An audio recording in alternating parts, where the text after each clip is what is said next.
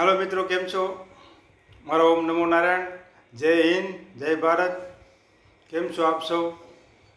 આપ સૌ મિત્રો હંમેશા ખુશ રહો એ આશા રાખો મિત્રો. હવે આજે તમારી સાથે ચર્ચા કરવી છે, તેનો વિષય છે ગ્રામ સભા. આપણા ગામડાઓમાં જે ગ્રામ સભા થતી હોય છે, જો કે બધાને ખબર હશે કદાચ કે ન હોય, તો હું એ વાત આપણી સાથે શેર કરું છું આજે વિડીયોના માધ્યમથી કે ગ્રામ સભા શું હોય. જો કે સરપંચ ચાહે તો દર મહિને ગ્રામ સભા બોલાવી શકે, અને જે સરકારને ઉપરથી કાયદેસરની છે તે 4 છે. દર 3 મહિને ગ્રામસભા બોલાવી શકે.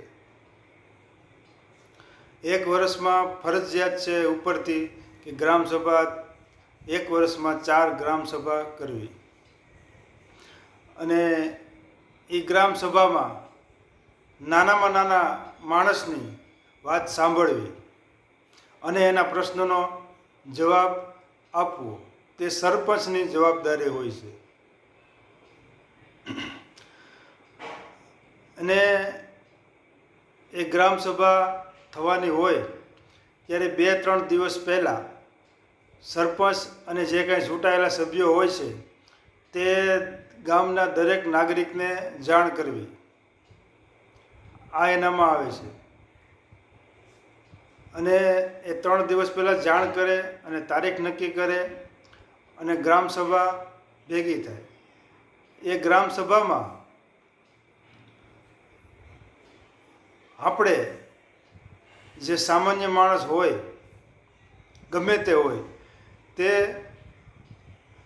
ગામના મુખિયા, સરપંચ, સભ્ય કોઈ પણને જે કાંઈ પ્રશ્નો હોય તે પૂછી શકે, અને સરપંચ શ્રી એને વ્યવહારિક રીતે જવાબ આપવો ફરજિયાત છે. અને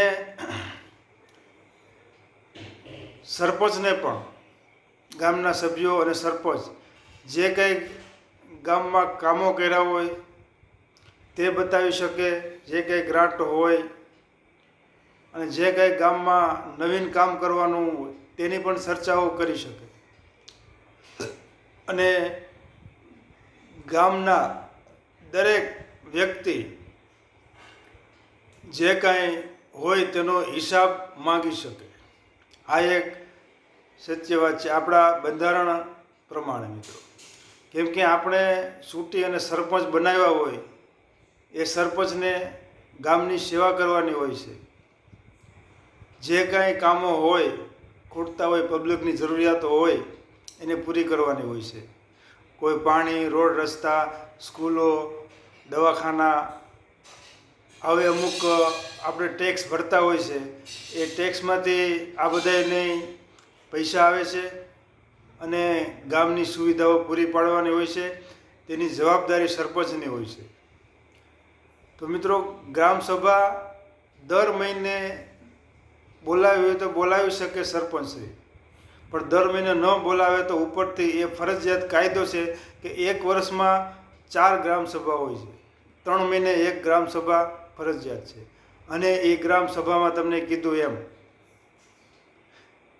જે કંઈ કામો કર્યા હોય તે જાહેર કરે, અને જે કાંઈ કામો કરવાના હોય સરપંચશ્રીને, અને જે કાંઈ પ્રશ્નો હોય તે પ્રજાની સામે મૂકે અને જાહેર કરે.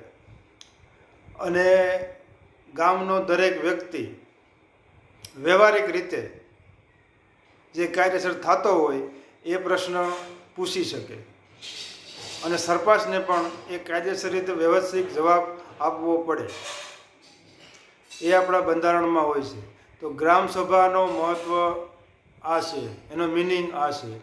હવે તો મિત્રો, હવે આપણે જાગૃત થયા છે. પહેલાં તો આપણે કાંઈ ખબર ન પડતી, અને ગામના સરપંચ અને મુખી જે કાંઈ રીતે રાખે એ રીતના આપણે રહી લેતા.